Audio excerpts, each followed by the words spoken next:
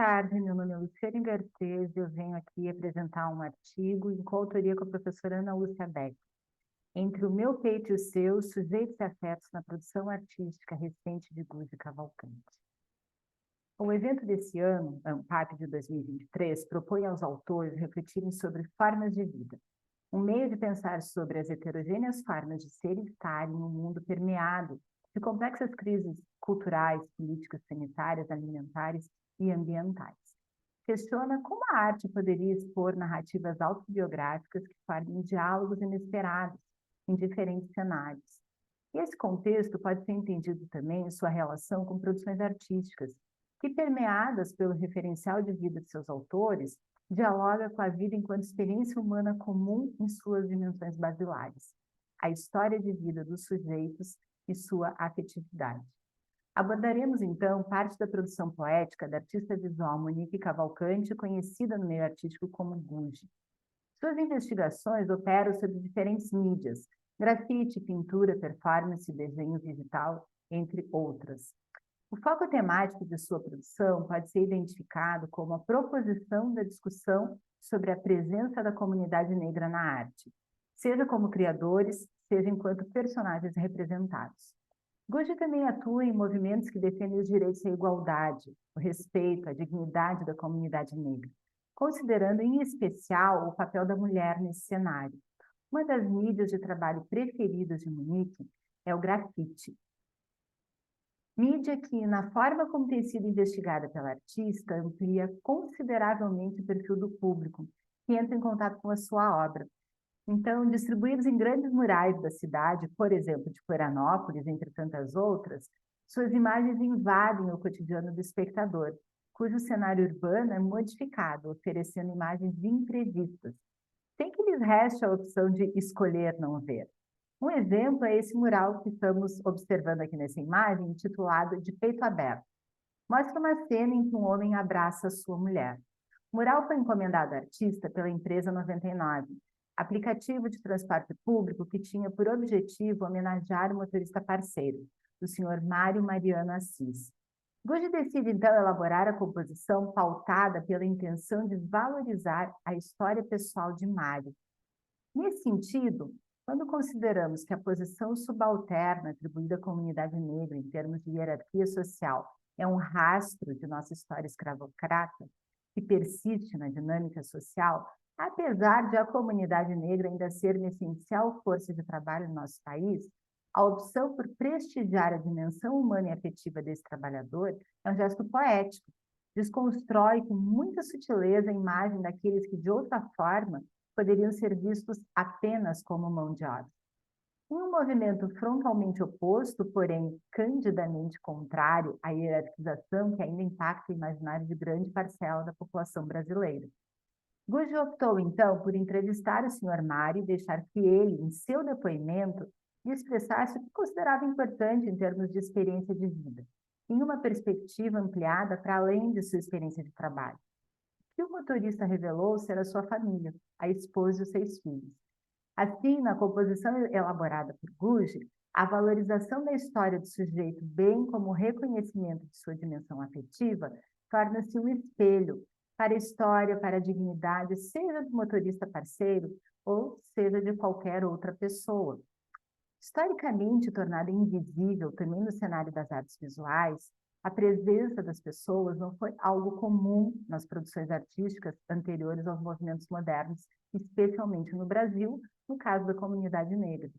Considerando a história da arte brasileira, principalmente o período anterior à arte moderna, no mais das vezes a população negra aparece nas representações gráficas e pictóricas na condição de escravidão.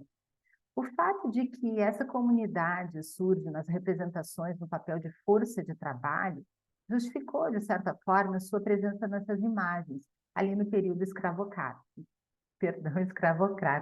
como pode ser visto nessa produção de Debré, por exemplo. Debré foi um artista que captou essas imagens aqui no Brasil de uma forma muito peculiar e deixou esse registro não só no nosso país, mas também na Europa.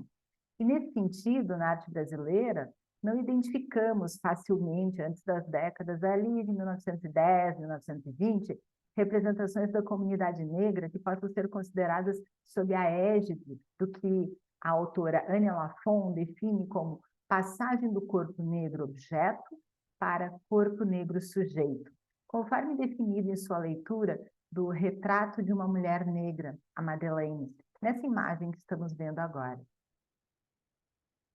Imaginem que o contraste entre essas duas imagens, a diferença de situação dos retratados, ela está nos contando uma história. O primeiro na execução do trabalho braçal, que não somente enriqueceu a metrópole, mas também garantiu o desenvolvimento da infraestrutura comercial, urbana e de produção no Brasil. A segunda imagem, posando para a artista, na condição, segundo Lafon, a autora, de pessoa retratada em sua dignidade, na posição de sujeito que encara o observador, ainda que ambas as imagens tenham sido produzidas no contexto da escravização nas Américas.